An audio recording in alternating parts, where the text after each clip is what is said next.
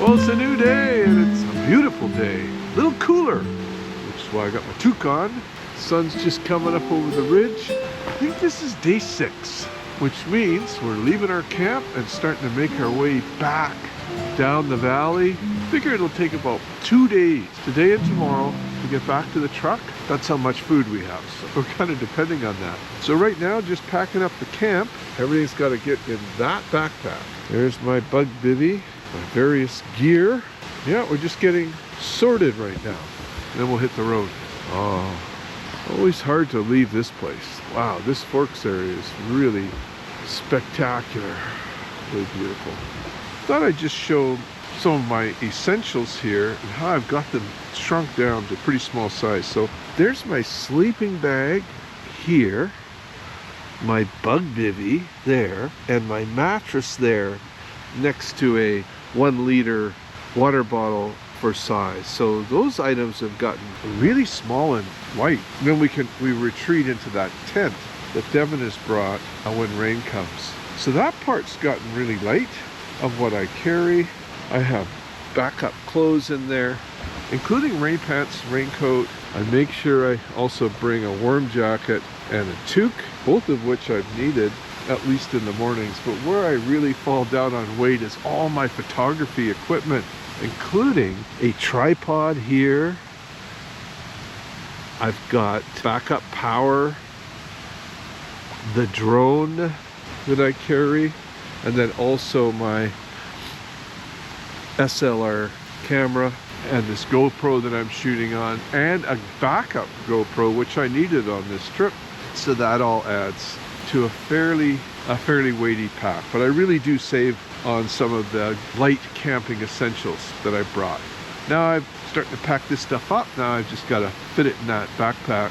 I have to say that this bushwhacking on these steep slopes, just like when I keeled over and wrecked my finger, I just took a fall. Oh man, and I think I either broke or dislocated my pinky finger. The heavier that pack, sort of more unstable that you are. So stability is really important. One of the reasons I keeled over was my staff broke. I brought along a staff. It's a bit old, probably shouldn't have brought it. A hazelnut branch that I'd used on previous trips. That snapped. That's what really keeled me over when I needed it. So this one I picked up at camp out of the river. It's tough. That first day when we dropped down to Teapot Creek, I went scrounging and found this beauty. So it's super strong. It's never going to break, at least on this trip. I love it. It saved me a few times. I just find a hiking staff is really important for stability. I always use a piece of wood that I picked up. All packed up, ready to move out. My pack and my staff, ready to roll. I carry the ability to haul 4.5 liters of water, but right now I'm just packing 2 liters. So I think I've got a water source further down, but I may yet fill up all 4.5 because I want the ability to have a dry camp. It's fairly dry on that hillside at this time of year. Got to pay attention to water.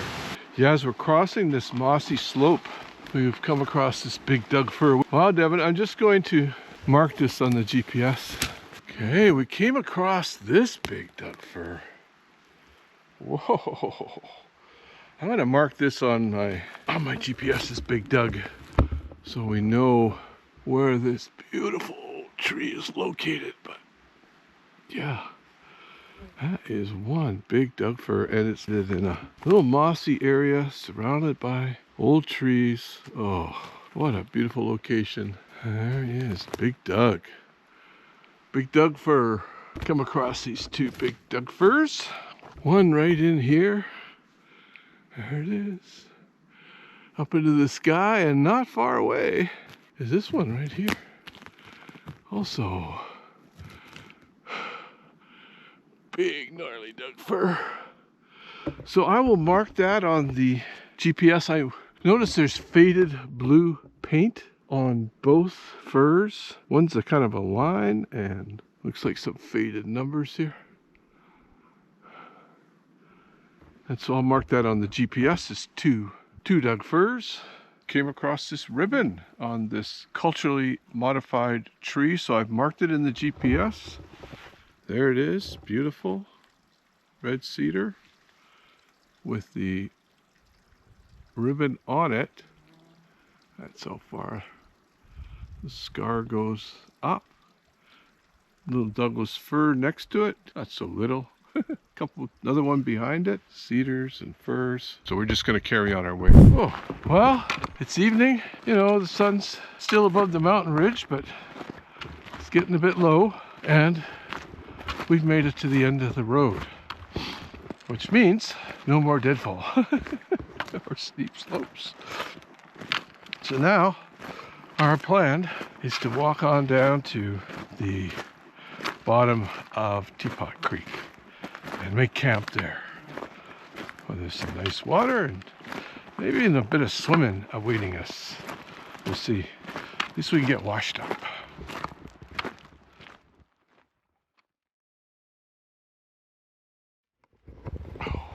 It's a new day. We camped at the Teapot Bridge here on the lower road, lower portion of the road, in a nice flat. Had a look at the forest.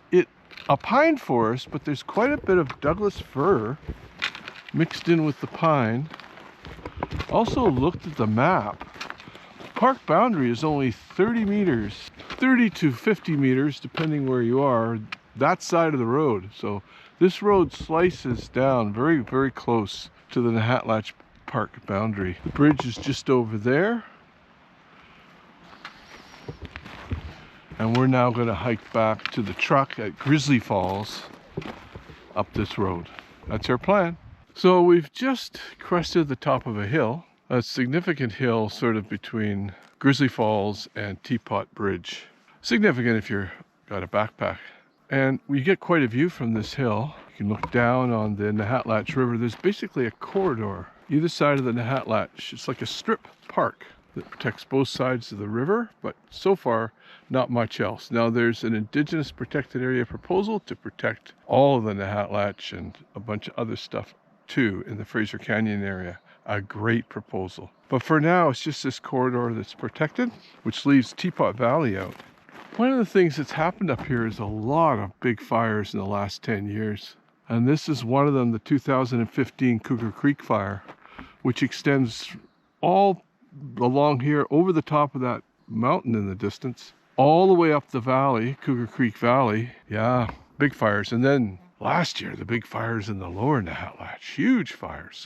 So one of the arguments against logging, one of the many arguments, is that in the Nahatlatch drainage is that so much has been burned in the last few years in the various fires, from this Cougar Creek fire in 2015 to the fire last year in the lower Nahatlatch. So it's a strong argument just to let the ecosystem heal and maintain its abundance.